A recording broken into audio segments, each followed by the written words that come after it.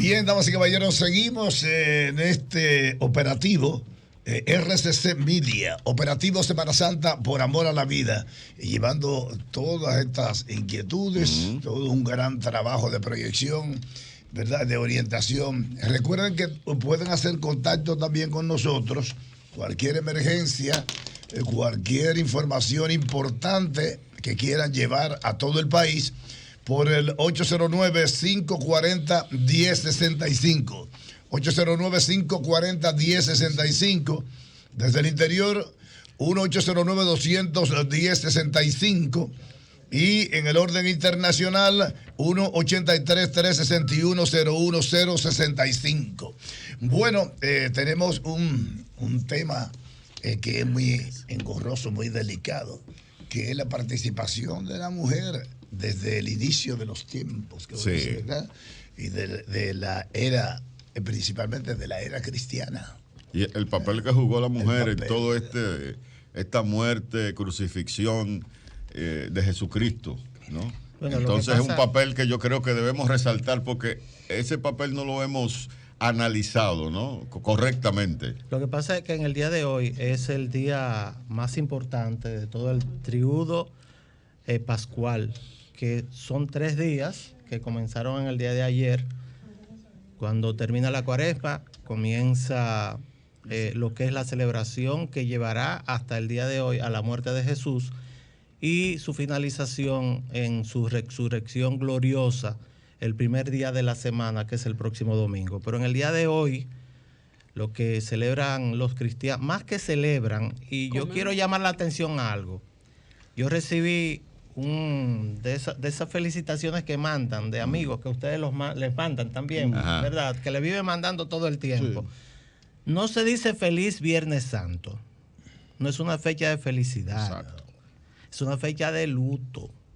Es una fecha de luto. Incluso la expresión del Viernes Santo para los cristianos y para Dios, los que creemos en Dios, es la mayor expresión de amor que puede existir sobre la faz de la tierra. Y lo dice el mismo Jesús, lo dice el apóstol Pablo, que dice: ninguno tiene mayor amor que este, que uno dé la vida por sus amigos. O sea, el propósito del nacimiento de Jesús, que lo celebramos, eso lo celebramos, el 25 de diciembre era este día. Un día en el cual los cristianos pensamos, y invitamos a los oyentes también, a todos los que nos están escuchando, a que hagan una abstracción sobre sus vidas. Si quiere, de 15 segundos, 30 segundos, 1 minuto, pensar cuáles son sus propósitos, qué han hecho con su vida y cómo ve el futuro de su vida, porque es el propósito de Jesús.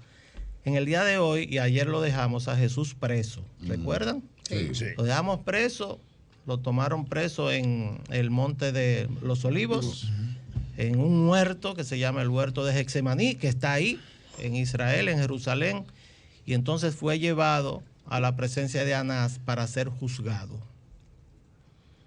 2 juicios diferentes se concretaron en el día de hoy, un día como hoy, frente a autoridades eclesiásticas en un juicio religioso y autoridades civiles en un juicio penal que se le hizo al Señor. El primero que lo recibe a partir de ser apresado es Anás. Anás es un personaje histórico. Dime, Fernando. Anás, que era el cuñado de Caifás. Era el suegro. El suegro, exactamente. Escúchame.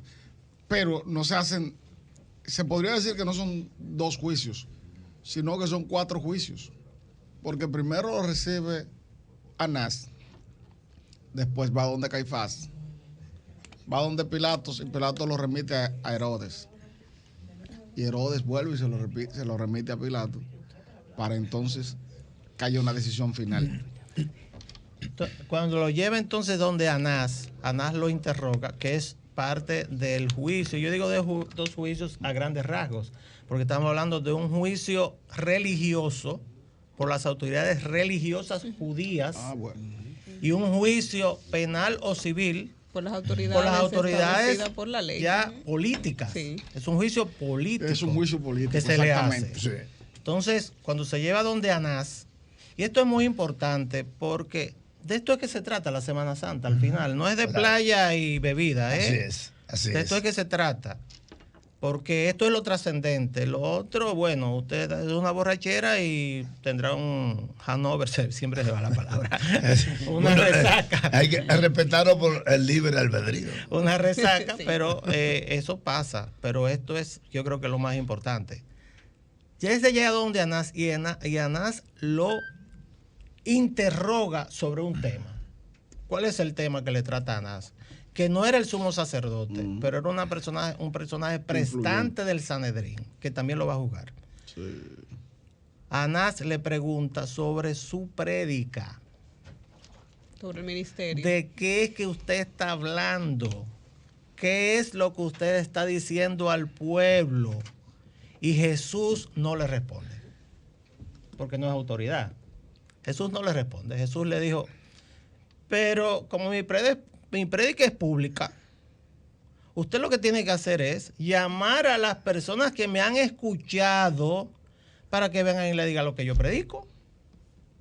Esa es la respuesta de Jesús a Anás, uno de los prestantes de Israel. Y Anás no tiene más remedio, porque no tenía autoridad para juzgarlo tampoco, de enviarlo a la autoridad religiosa más importante del pueblo judío en ese momento, que era Caifás, su yerno. O sea, eran familia. Su yerno. Y aquí hay algo importante que creo de por qué se construye esta animadversión de Anás y Caifás contra Jesús. Porque eran de la secta de los saduceos. Y no eran fariseos, eran saduceos. Y los saduceos no creían en la resurrección. Y cuando... No creen. Exacto. Y cuando en el Evangelio se habla de que Jesús resucita a Lázaro, ellos se convierten en sus enemigos. Esa secta completa. ¿Por qué? Porque resucitó a un muerto y por lo tanto demostró que su creencia era falsa, que no era una realidad. Entonces va donde Caifás y se produce lo que es un juicio religioso, primario en un interrogatorio, porque todavía no es el juicio. Y se da un juicio colegiado, doctor. Posterior a este. Sí, porque primero se da el juicio, el interrogatorio de Anás. Exacto. Y luego se da el juicio colegiado porque es el Sanedrín. No, después se da un interrogatorio personal entre Anás y entre Jesús. Caifás y Jesús. Que tampoco lleva a ningún lado. Sí. No lleva a ningún lado. El interrogatorio colegiado. Y en el interrogatorio colegiado, o sea, el juicio colegiado, como yo le llamo, es el peor todavía porque todos suscriben lo que dice Caifás. Lo que ocurre es que cuando llega Caifás al final, no encuentra forma con los testigos de ponerse de acuerdo sobre qué lo va a acusar. Doctor, entonces, antes de seguir ahí, bueno, porque en el análisis de abogado que uno tiene y la construcción, si es por los hechos, o sea, me gustaría ver relevante los hechos que llevaron a que un ser que se entregó por amor muera como un vil malvado y delincuente, ¿verdad? Sobre la base de la prueba, porque en todo el juicio que se le hace, las pruebas no lo condenan. De hecho, quien supuestamente debió haberle dice, yo no encuentro pecado en este hombre. Lo que ocurre es que entonces la autoridad eclesiástica que podía juzgarlo es el Sanedrín judío. Exacto. Que hay muchas contradicciones acerca del papel de este órgano, pero era un órgano donde estaban las principales autoridades eclesiásticas, los ancianos, que tradicionalmente en la cultura judía son una autoridad en una sociedad muy jerarquizada, donde tener canas y ser anciano, la experiencia es respetada, y estos se juntan en un tribunal. El Sanedrín es un tribunal en ese momento. Pero, ¿quién es el acusador? Caifás.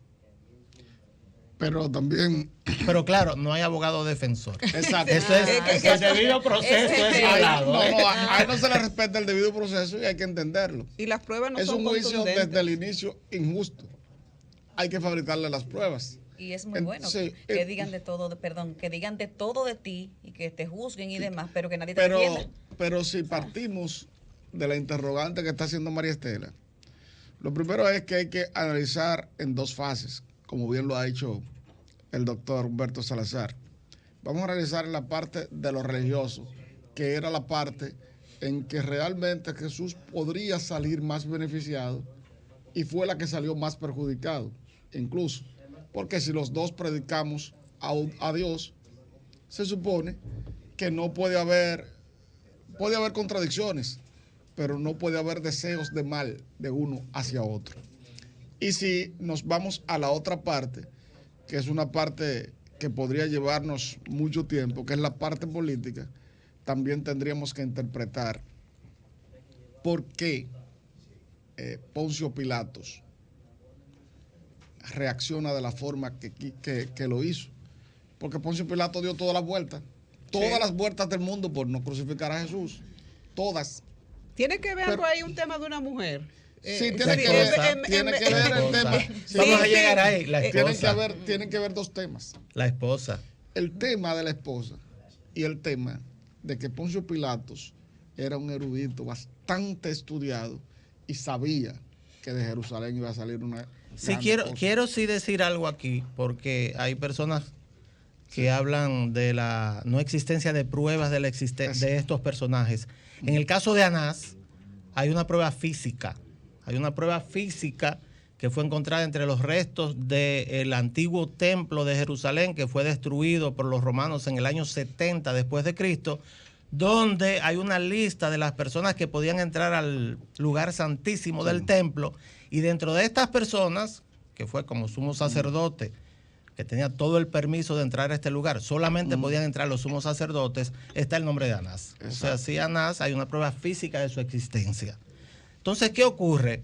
Lo dejamos a Jesús ahora mismo, ¿dónde? En el tribunal religioso que es el Sanedrín, y ahí entonces se produce lo siguiente: este es un juicio. Exacto. Están los testigos, está el acusado, está el fiscal, está el tribunal, pero no está un abogado defensor. Entonces, ¿qué ocurre? Eso ocurre en el día de hoy, Viernes Santo, que es una fecha fija porque tiene vinculación exactamente con la celebración de la Pascua de los judíos. O sea, es una fecha cierta. Sí. No es como el día del nacimiento de Jesús, que no se sabe. Se sabe que no fue en esa época, pero en este momento es una fecha cierta. Entonces, ¿qué hacen? Escúchame. No, dime, Mario. No digo que la premonición que había allí, ¿verdad?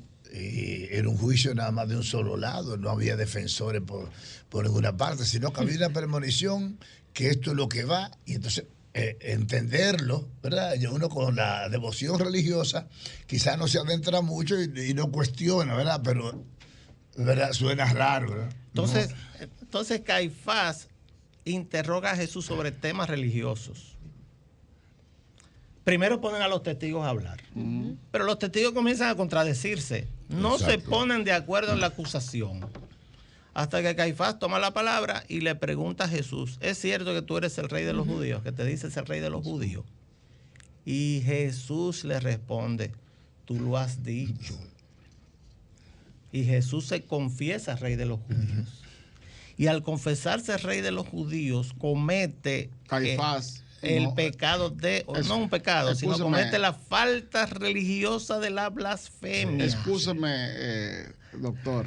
No, siga. Mire, esto es entre todos que estamos construyendo la historia. No le dice a Jesús que él es el rey de los judíos. Caifás le pregunta si él es el hijo de Dios. Sí. Exacto. Porque el que le pregunta si es rey de los judíos es Pilato. Es Pilato, es cierto, totalmente cierto. Entonces le pregunta, y Jesús le responde que él estará a la diestra del Padre confesando que sí, que él es el Hijo de Dios. Y Caifás lo que hacen los sacerdotes antiguos: se rasga la vestidura, se la rompe, porque ha cometido una blasfemia enorme. Porque en la tradición, ¿quién era que estaba a la le diestra del dice: tú eres Padre? reo de blasfemia. Sí, en la tradición, quien estaba a la diestra del Padre no podía, o sea, no era Jesús tradicionalmente. estaban en las tradiciones esos jerarcas, o sea, no estaba reservado para que alguien pudiera decir que estaba a la diestra del Padre. Acuérdate que estamos hablando del único pueblo en Medio Oriente y probablemente en gran parte del globo terráqueo en ese momento que era monoteísta, que es la diferencia entre el pueblo judío y los cristianos posteriormente, aunque después en el cristianismo Dios se convierte en 3 personas, Padre, Hijo y Espíritu Santo, pero en la tradición judía es solamente Dios. Es Adonai, que es el nombre judío de Dios. Se integra al panel el destacado periodista Rafael Peralta Romero. Buen día. Director de la Biblioteca Nacional también. Gracias. Y un experto. Novelista. Escritor, novelista. Y profesor de una matrícula importante. Sí, entonces tiene profesor también de periodismo. Sí. ¿No? Tiene muchos alumnos, Tú sabes que muchos seguidores. Yo he hablado con mucha libertad. Sí. Pero yo tengo que callarme ahora. Sí. Bueno, sigue.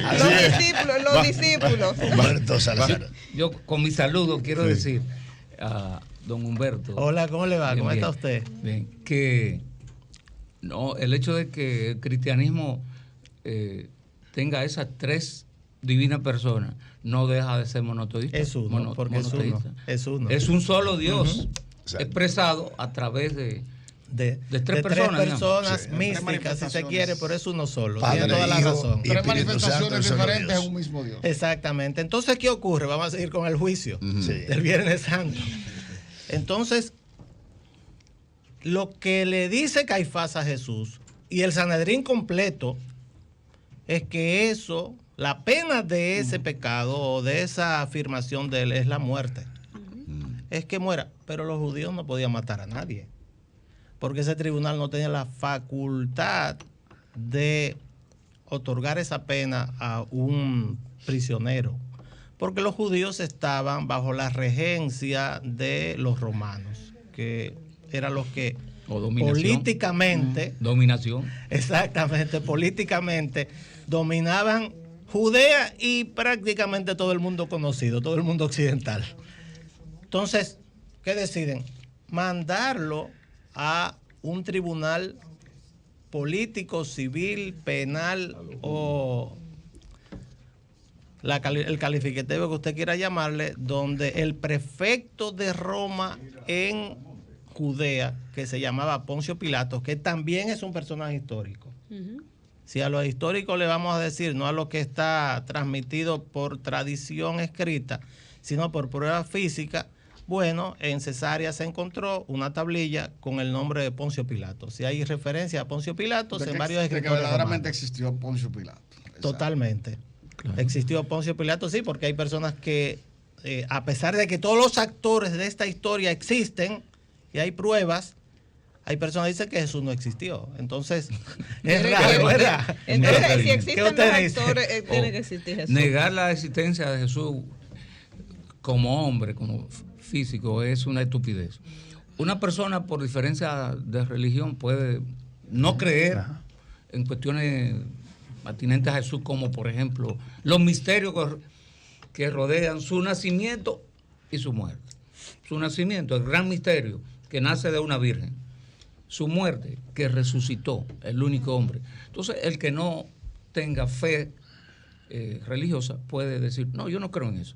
Ahora, no puede, entonces pasa a ser estúpido si negara la existencia de Jesús y de todos estos personajes que rodearon su vida, como Herodes el Grande, de cuando nació Jesús, y el otro Herodes, el hijo de ese. Herodes Antipas. Exacto, al momento del enjuiciamiento. Este es el de esta historia. Sí. Incluso los mismos evangelios dan algunos datos históricos que ubican a Jesús en la historia. Digamos, el Evangelio de Lucas, yo no soy bueno citando, pero creo que por el capítulo 2 o 3, que comienza un texto diciendo, en el año 15 del imperio de Tiberio César. Sí. Tiberio César es innegable. Tiberio César Augusto se llama.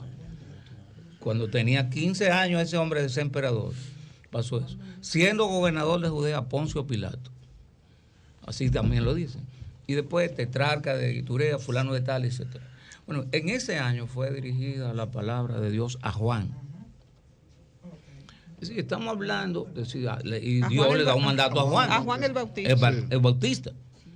Entonces, ese evangelista ubica Lucas, que era de los más inteligentes, por supuesto, de colegas suyos. Era médico. Sí, de los evangelistas. Era médico. Sí. Ubica a Jesús, a Herodes, a toda esta gente históricamente. Bueno, vamos a dejar a Jesús ahora en el Sí. tribunal de Pilatos, ¿verdad? Sí, y volvemos en esa misma línea en breve. RCC Media, operativo Semana Santa por amor a la vida.